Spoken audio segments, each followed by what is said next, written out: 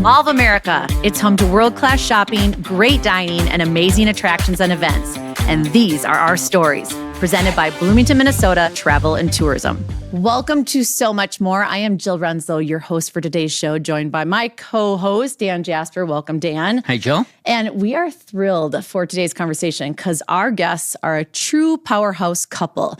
Steve Grove is a journalist turned tech leader turned public servant and now a published author. He currently serves as CEO and publisher of the Minnesota Star Tribune. And joining him is someone just as extraordinary, Mary Grove. Mary is a nationally respected investor, a fierce advocate for entrepreneurs, and a leader in championing underserved communities. So together, they've become one of the most thoughtful and mission-driven couples in public life. So welcome, Steve and Mary, to So Much More. Thanks, Jill, for honored to be here. This is going to be fun. This is going to be fun. So you did it. You published a book. That is quite the feat. We've been dabbling with it, and so we know that it is a true labor of love to dedicate yourself to put those words on paper and to make it come a reality. So we'd love to dive into the details of that. But before we do, talk a little bit about dialing back to how did you start in the world of journalism? Yeah, I grew up in Northfield, Minnesota, and grew up always wanting to leave the state, and did that in high school or after high school and into college, and spent my 20s doing what I would sort of generously describe as focused wandering. Spent some time abroad, taught English, spent some time in India doing some nonprofit work, but always liked to write. Had some high school English teachers who encouraged me to do it, and when I came back, did what every good self-respecting 25-year-old does and moved back in with my parents and tried to figure out my future. Started writing for the Northfield News locally in town, just a small paper there, but really enjoyed it and found a lot of meaning in it. And then moved out east to Boston to start stringing for the Boston Globe. So, freelance, but really enjoyed that opportunity to learn about a community through telling stories about it. But you could see the industry was shifting pretty rapidly, and spent some time in grad school, and during that time discovered this new site called YouTube. It was kind of a new way to tell stories, a fundamentally new way, and that shifted my career from journalism to technology. But I did come at my professional experience and career through the lens of storytelling and journalism, which I think is a really important part of our culture. Mm-hmm. So you had quite the career path of coast to coast and back and forth with Minnesota. What ultimately brought you back here to the Midwest, to our wonderful state? Yeah, well, that's kind of our story, right? And the book tells, I guess, my lens on our journey, but really for Mary and I both. We met while at Google. We were both working there, and she worked on a new business development team. She had organized a trip to Baghdad, Iraq, actually, to help launch the Iraqi domain of Google. And I was this YouTube guy that she invited to come along with because I needed to get some video content. And maybe you can take the story from there. But that was our meeting that kind of ultimately led us back here. It worked out well, I was going to say, it looks like it worked out well, inviting him on the trip. It did. Yes, we were part of a broad effort called the Bottom 20 at Google, looking at the 20 least connected countries in the world from an access perspective. And so that began a whole host of visits and work across emerging markets. But Steve and I met through that shared lens of passion for emerging markets, for looking at how to democratize access to resources in markets that are often overlooked. And that applies globally, but certainly looking at, markets within the U.S., markets like Minnesota were very, very compelling. And so our move was really both a kind of a perfect alignment of both personal and professional overlap of, it felt like the right time to just take a life experiment. So when the kids ask you who asked who out, do you get to have that upper hand saying that you invited their dad on the trip? It's quite amazing because I spent the first 14 years of my career at Google, and Steve I had been there for 6 years when we met. Steve was at YouTube for 4 years. And so, but we never intersected in the US. And so it was a fun story, but I don't know who we would say made the first move. I think I reached out and held your hand in the back of a Land Rover in Iraq, which was officially the first move. But that's about as racy as the book gets romantically. But coming back was partly about our kids, and we had a fertility journey that I think made us a bit more deliberate about having our twins, and we had them felt like, gosh, where do we want to raise them? And that was a piece of it. And then Mary had started a team at Google called Google for Entrepreneurs that focused on startup communities outside of the Valley, which has been a growing trend, especially in the last decade. So she had been watching a lot of these communities and had seen Minnesota's community rise. And as you well know, the innovation community here is quite strong and growing a lot just in the past several years. And so it was a bit of a bet on the state and that ecosystem, but also on having our kids live, maybe near more family, which we had here in Minnesota. So, a lot of reasons. And it was a bit of an experiment, it was a bit of a bet. We didn't know quite what would unfold, and we're still figuring it out, I think. Absolutely. Well, you're a California girl, right? I am. So what do you think about transitioning to the Midwest and coming here? It's been an exciting transition. My story, really, I come from a family of immigrant entrepreneurs. My parents are both immigrants from Thailand who came to the U.S. separately and met here, and very quintessential American dream story. They were both scrappy entrepreneurs who wanted to create a better life for themselves and for the family that they would go on to create. And so that was such a foundational part of my upbringing, was just seeing the American dream in action. But I also have a very small family footprint in the U.S. because of that, right? I have an enormous family, dozens of first cousins in Thailand. And so on Steve's side, we're fortunate. We have, approximately 75 people in the family on the Midwest, across the Midwest. And so it felt like, from a personal perspective, the ability for our kids to grow up with family and community was really exciting. And so, but I would say, it wasn't a linear transition, not that many things in life are not. And I think that it's been very deliberate, and professionally, for me as well, building my firm here, our firm, Bread and Butter Ventures, has been really grounding, right, in trying to build something that is really rooted in Minnesota. And we say, one of our goals is to build a tier 1 world-class venture capital firm from Minnesota, and precisely because of our location, not in spite of our location. And I think working in Silicon Valley, coming here, having the perspective of the coast, but being able to really leverage Minnesota for the gem that it is and the potential that we have here has been really motivating. Well, I applaud you in all your efforts and really giving those entrepreneurs a chance to be able to guide them to success. So it's amazing. So what led you to put it all on paper? Putting it together as a book and your story, and the comfort level of putting your lives out there for people to read. Talk to us a little bit about that phase. Yeah, it became a far more personal book once I started writing than maybe I had intended. I originally felt like the journey of moving back home was in some ways pretty common. There's a lot of boomerangs in Minnesota, folks who leave and come back, and maybe even you might have had your experiences doing that. So that was a universal kind of story. But the uniqueness of, I think, leaving tech and going into government, particularly what we went through with the pandemic, and Jill, you and I and many other business leaders in the state navigated that together, felt like a journey that turned into something where insights came forward to me in that process that I felt might make the makings of a good book. And I started writing a newsletter back to my friends in the Valley and told them about my experience here, and they're all like, wow, this is very odd what you've done, and it's interesting. And to me, it felt normal. Of course, I learned a lot, but when I started putting it together into a story, I thought maybe it's a story about Minnesota, because as a native son returning home after 20 years, I was kind of learning a lot about the state. But you start talking to a publisher and they want more of a personal story. And so, it really did become a story of both my own kind of reinvention, moving from tech into government and now media, but also how our state's navigating this moment. And, what I hope comes through in the pages amongst, the storylines that are there is a little bit of hope for the power of going local. We worked at a large global tech company where, everything you do affects billions of people, if you will, and that's quite literal. And then I guess in my case, going to a state government where it's a far more local set of impacts, I was actually quite inspired by that. I found a lot of purpose in that journey of moving from tech into government. I found a lot of the cliches about government to be not quite as true as you might think they are. There's lots of innovative people inside of bureaucracies and institutions. And so the story tries to kind of tell that journey, and I hope give Minnesotans in particular a reason to have some faith in our history, but our future too. And I enjoyed it, but it was a journey. And Mary was my first reader of every chapter and every bit of it. And we did tell some personal pieces of our story too, faith, family, and what have you, and things that I think when you sit down to write a story like this, you're really going to do some good with it. You got to go to the places that feel the most impactful in your own life, and I hope that comes through. So what would you say was the hardest story to write? I would say maybe the two harder stories to write, but maybe the most rewarding were first the fertility journey that Mary and I went through. I mean, we were very honest about that. And in many ways, I followed Mary's lead because, it's been both of our journey and there were challenges for both of us.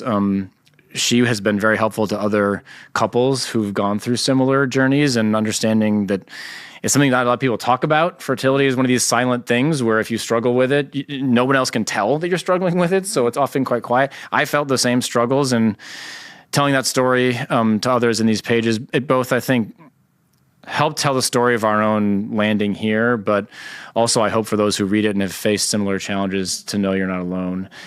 Yeah, and then I guess the other piece of it was, we had talked about my family and my faith upbringing, and grew up in an environment that was a bit more restrictive from a faith perspective, and like many of my generation felt driven away from organized religion. You've seen 40 million Americans leave the church over the past 20 years, the largest decline you've seen in organized religion for a long time. And there's lots of factors of that we can go into, but just at a personal level, for me, I still yearned for something that felt connected to something bigger than ourselves. And, in our lives, we've both found a Thai temple, about only 10 minutes from our house, that has kind of fed that spiritual side of our family. And then also an Episcopal church that we've become members of. And, I think many Americans kind of look away from religion because they think it's outdated or traditional, or they lack trust in it. But I would say at a time when we need to bring communities together, if you can find the right faith community, it can be a pretty powerful connection. And so those are two storylines that, I'll be honest with you, when I started writing the book, I did not know what would end up on the pages, but they were meaningful.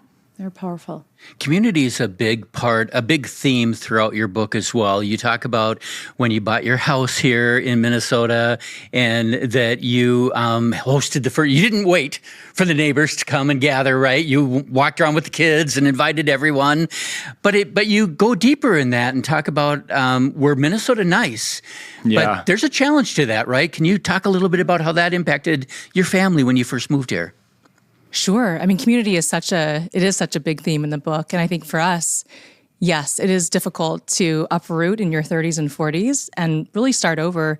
Yes, Steve had grown up here, but hadn't lived here in 20 years. I had never lived here before, and you don't really know what to expect. And so I think for us, it was really very much about forward leaning and just opening up the door. And in my family growing up, food was the center, the kitchen was the center of everything, right? And so we have this huge default towards, we love to cook, we love to welcome people in, we love to host and just bring people together. And so that was, yes, how we started was flyering the street for a coffee and donuts open house for our street. And I remember thinking, gosh, everybody here knows each other already. And it actually wasn't the case, right? A lot of our neighborhood were connecting for the first time in this, home of the new family who had just moved in. And so it was a beautiful reminder that it's always a good thing to lean forward and to put the invitation out there. And so it's been very gratifying, I would say, now that we're 7 years in, a little bit further along in the friend journey.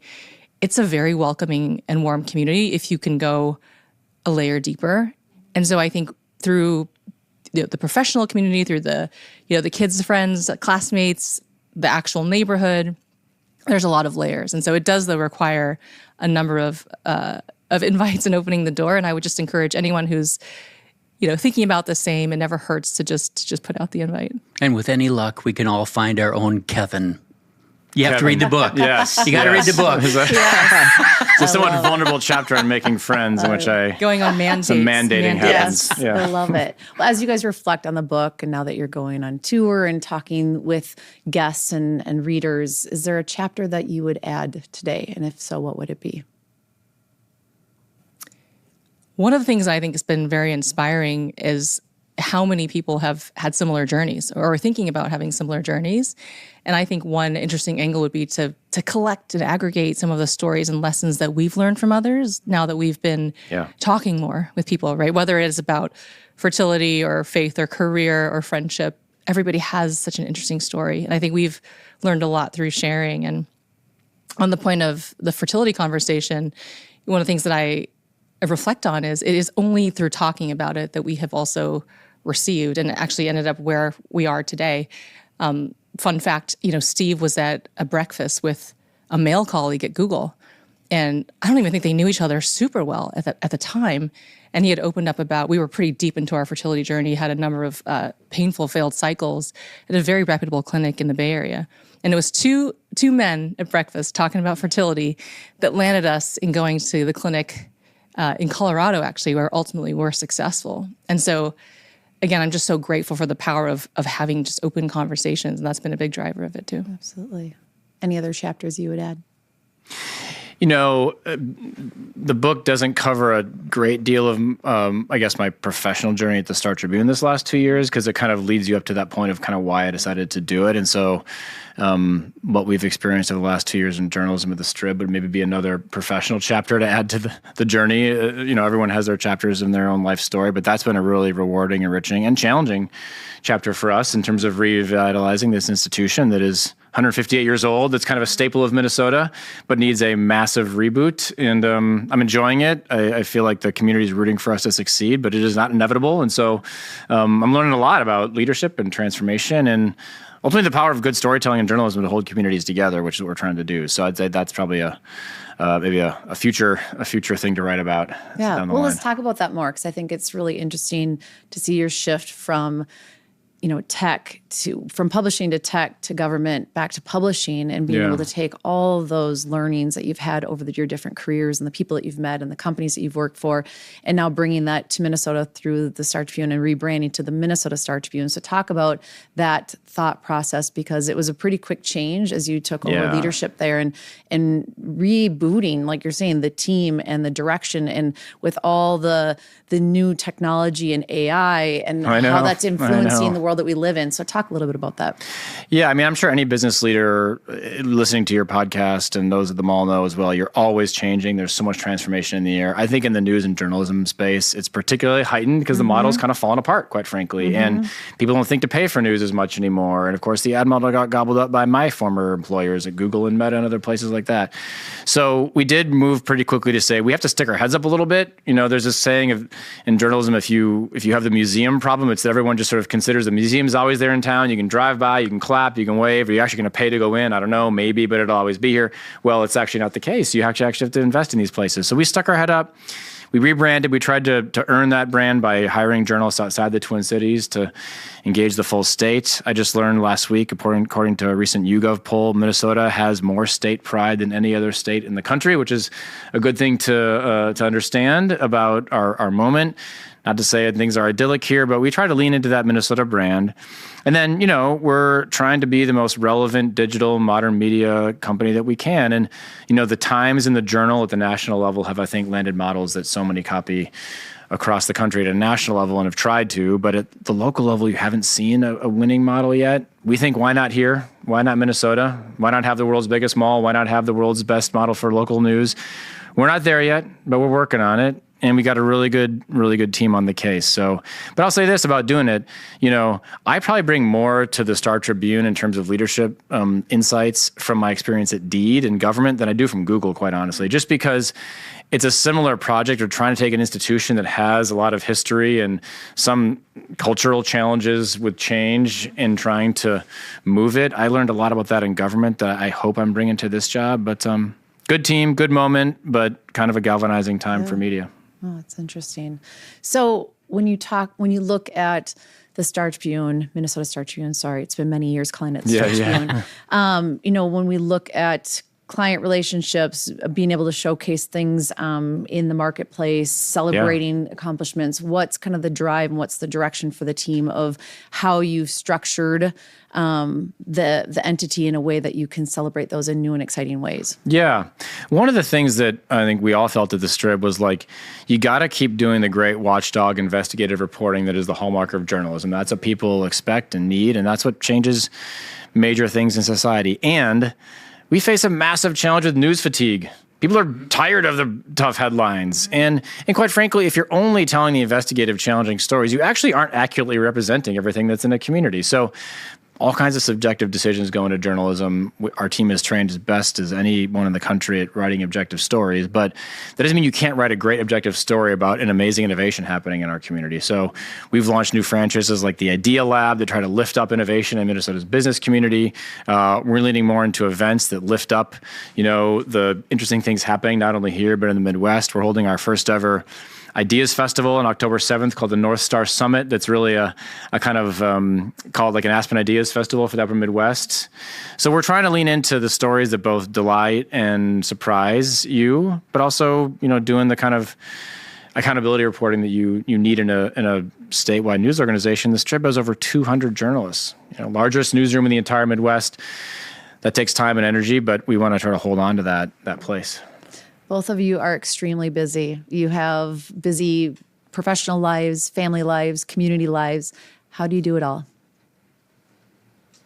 Ruthless prioritization was two words that were a mantra when I kind of in leading teams, but that applies to personal life too. And I really think it's about great collaboration, great teamwork, great communication between the two of us. And we're trying to be pretty organized, but we're also fortunate to leverage, friends, family, community around us now to help out too. And it really does take a village. But I think it's just being clear about what matters from a priority perspective at any given day and moment. But we really try to make sure that we are carving out time for the core, and then how else are we participating and showing up in the community.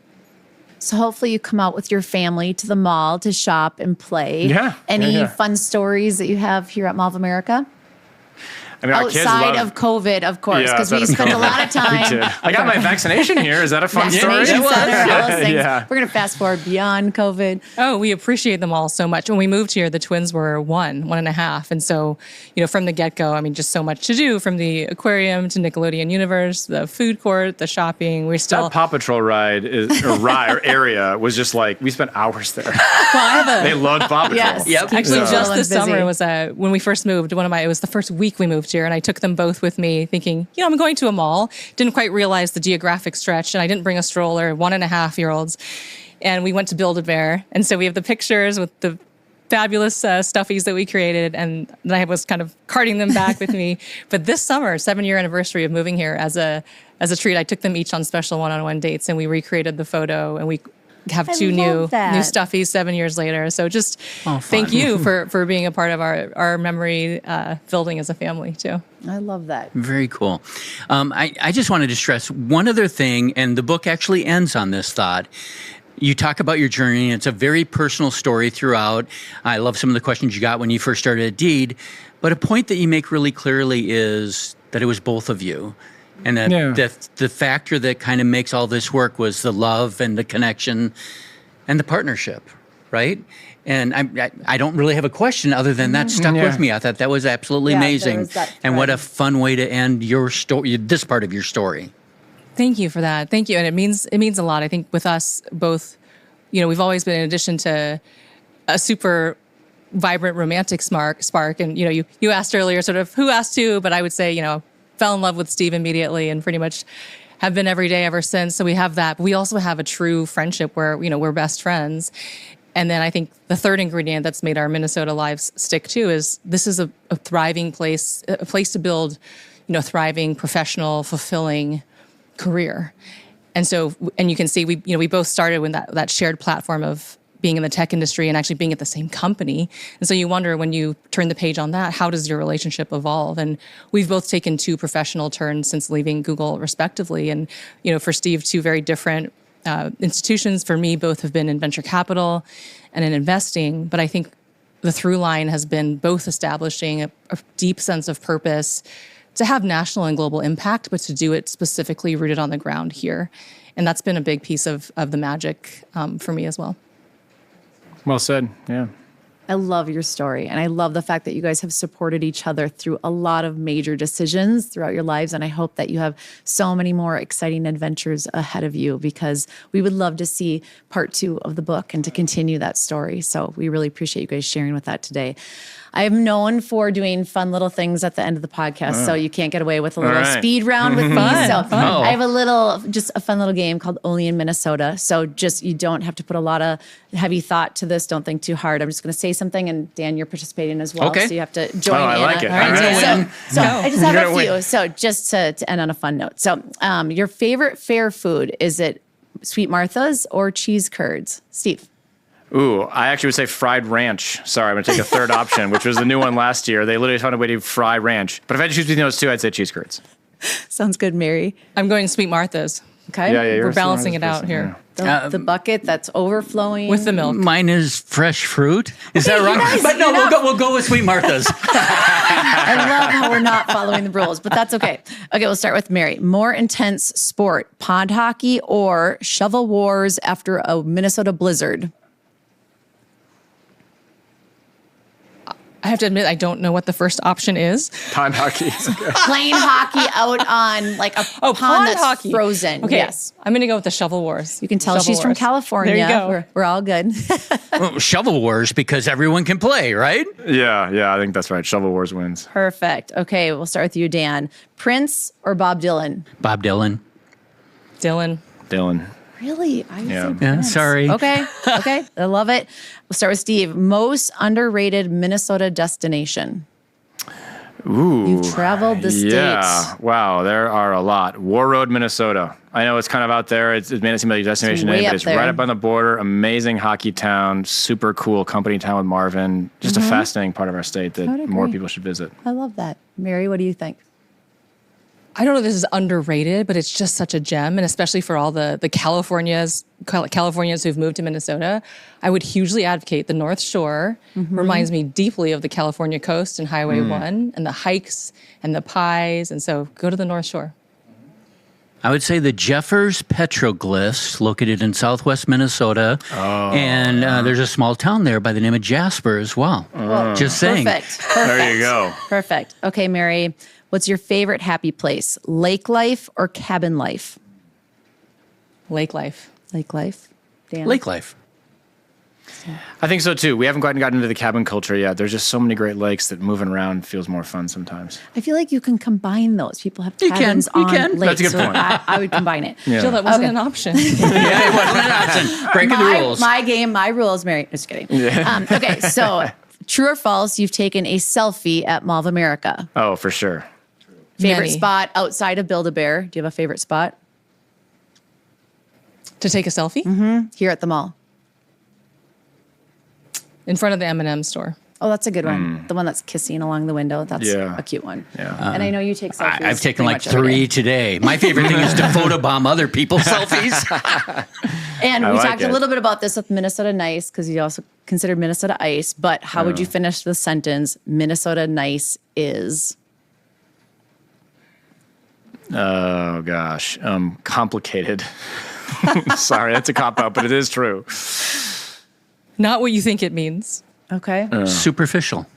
Yeah, those are good answers. Well, we're going to end it on that today. So, Steve and Mary, thank you so for having much us. for It joining was us such a and to pleasure. share your journey with us. And to our listeners, if you haven't picked up a copy, it is How I Found Myself in the Midwest. So be sure to check it out wherever you find great books or listen to it. We heard that Steve recorded, so you'll hear his voice on the audio recording, which is fantastic.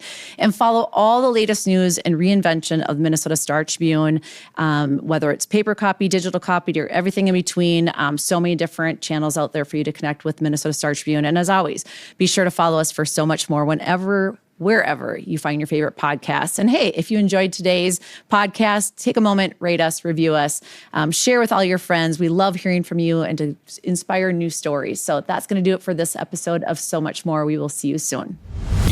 Thanks for listening to So Much More, a Mall of America podcast. Subscribe wherever you find your favorite podcasts. This show is presented by Bloomington, Minnesota Travel and Tourism.